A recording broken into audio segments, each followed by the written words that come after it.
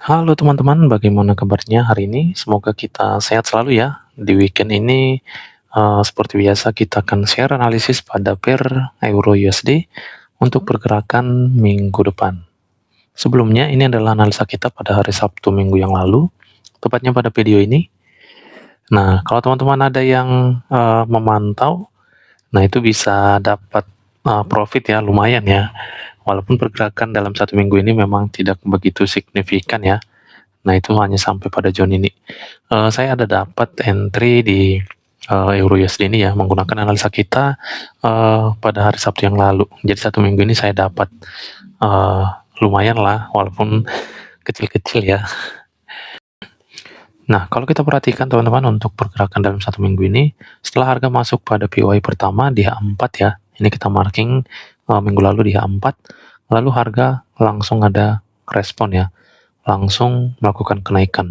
Nah, kita juga ada marking ya pada H1, setelah ada cok di sini berarti ada potensi penurunan ya. Dan kita juga ada marking 3 area untuk sell ya. Kalau kita perhatikan dia masuk di POI yang kedua, dia ada respon ini. Langsung harga di reject. Oke, lalu bagaimana pergerakan harga untuk minggu depan? Nah, kita akan bahas teman-teman untuk bisa kita pantau di minggu depan. Sekarang kita bersihkan dulu untuk kita bahas lebih detail ya. Oke, kita coba masuk ke weekly karena ini analisa mingguan.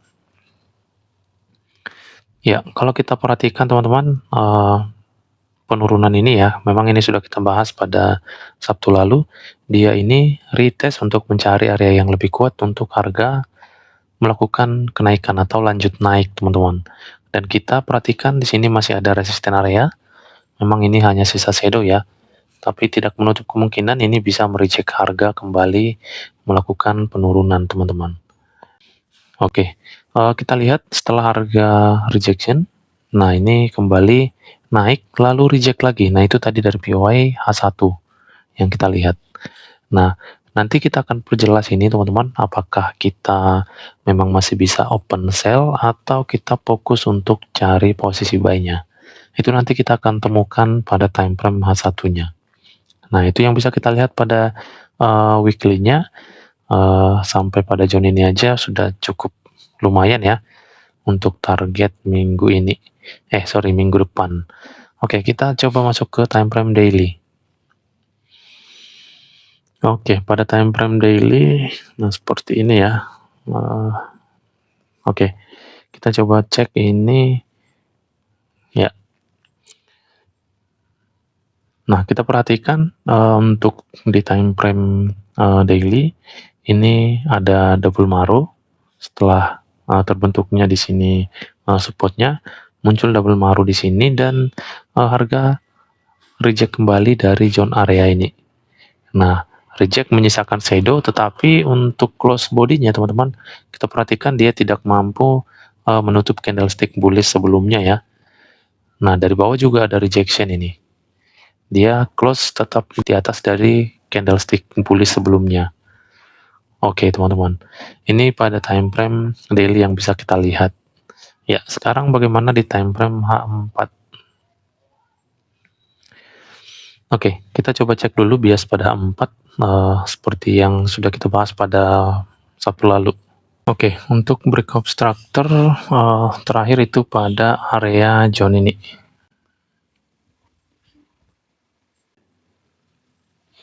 Oke, jadi seperti ini untuk H4-nya kita sudah menemukan high yang sudah valid. Nah, pada zone area ini. Oke, setelah itu harga rejection dari area yang sudah pernah kita marking, yaitu pada zone ini, dari area pertama ya. Ini rejection. Oke, reject lalu reject lagi dari area atas yang kita lihat pada H1 tadi ya. Nah, sekarang yang perlu kita bahas pada H4 ini, kita akan lihat sejauh mana pergerakan atau kenaikan ini setelah terkonfirmasi. Kita gunakan Fibo Musang seperti biasa. Ya, kita lihat 161 tidak full body ya. Kalau pada H4-nya ini tidak full body, dia balik lagi lalu membuat candle bearish ya di sini ya. Nah, kalau kita perhatikan teman-teman, masih ada potensi ini reject ya, mencari area yang kuat ya di bawah itu, karena ini kalau kita lihat tidak mampu full body ya. Nah, di area atas ini pun kita masih ada ya, area yang menghalangi harga. Nah, ini nanti kita lihat pada H1-nya, karena ini pun sudah kita marking di minggu yang lalu.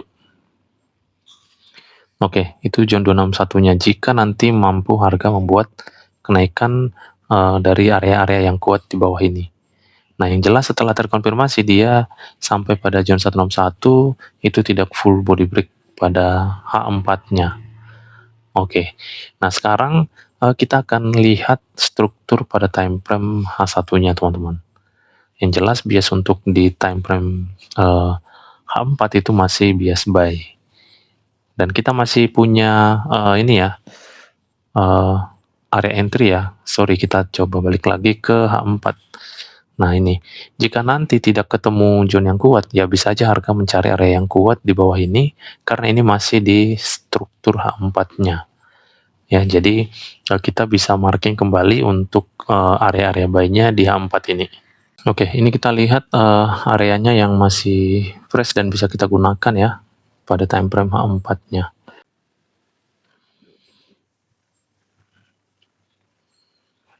Nextnya itu pada zona area ini, rally base rally.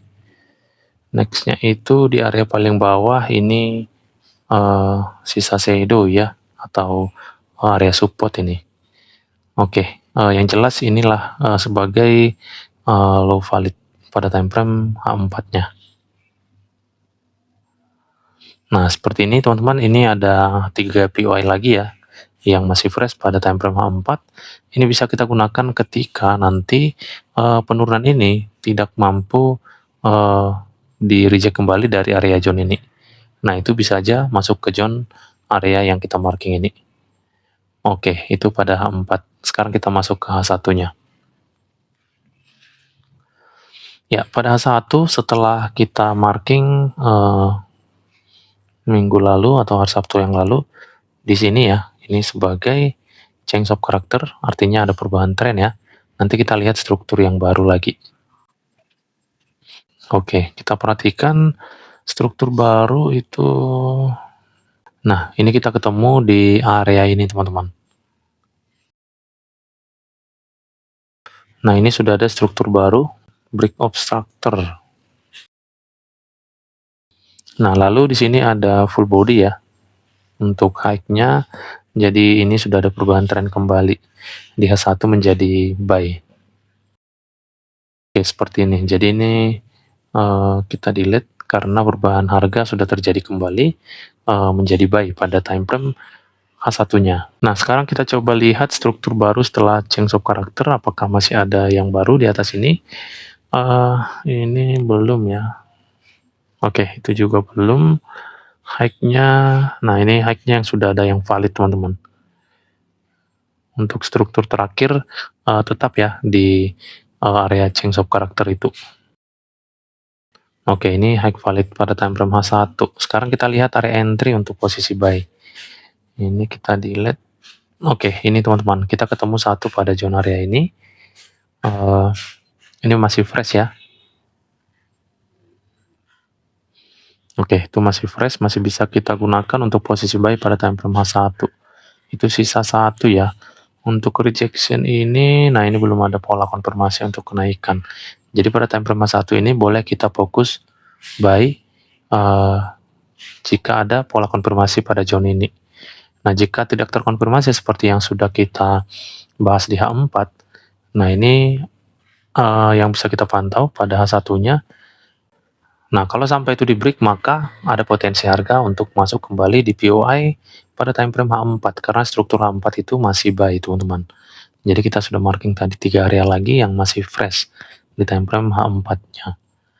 Oke, teman-teman. Jadi ini potensinya masih tetap akan naik. Jadi kita gambarkan seperti ini. Kalau terkonfirmasi pada area POI H1 ini, kita boleh ambil posisi buy.